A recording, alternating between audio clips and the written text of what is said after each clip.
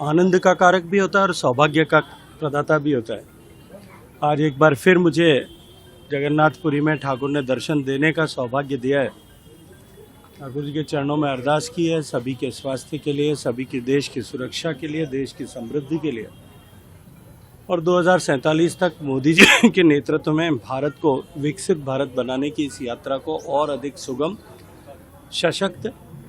और तीव्र बनाते हुए तीव्रता प्रदान करने के लिए। देखिए, भारत का ट्रैवल एंड टूरिज़्म का एक बहुत बड़ा event iota, Indian association of tour operators जो है उनकी बड़ी मीटिंग होती है, जिसमें देश भर के टूरिज़्म सेक्टर के सभी stakeholders, transporters, travel associations, travel जो है टूरिस्ट एसोसिएशंस, इनबाउंड आउटबाउंड, सभी के साथ साथ में विभिन्न सरकारों के प्रतिनिधि वहाँ आते हैं और आने वाले एक साल का पूरा जो है वहाँ स्ट्रेटजीज पर डिस्कशन होता है। एक साल तक टूरिज़्म को बढ़ाने के लिए जो इनिशिएटिव्स लिए जाने उस पर चर्चा होती है और एक रोड मैप डिफाइन होता है। मुझे आज उस कार्यक्रम के निमित्त आने का सौभाग्यपूर्ण अवसर मिला है।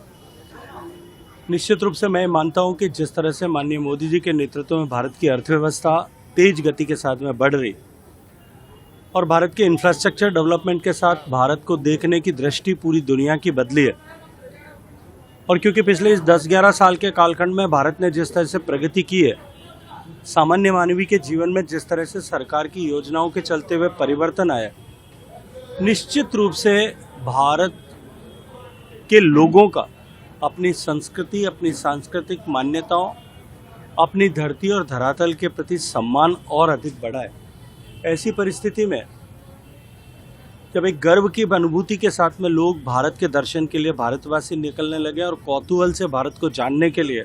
दुनिया भर के लोग भारत में आ रहे हैं, तो भारत में ट्रैवल एंड टूरिज़्म क्षेत्र में अपार संभावनाएं हैं। और आने वाले समय में टूरिज़्म सेक्टर जो आज भारत की अर्थव्यवस्था में, जीडीपी में जो 5 से 6% के बीच में कंट्रीब्यूट करता है, वो आने वाले समय में 10% कंट्रीब्यूट करे। उस लक्ष्य को लेकर के हम मोदी जी के नेतृत्व में काम कर रहे हैं। ठाकुर जी के चरणों में भी यही अरदास है कि हम इस लक्ष्य को प्राप्त करने में सफल हों।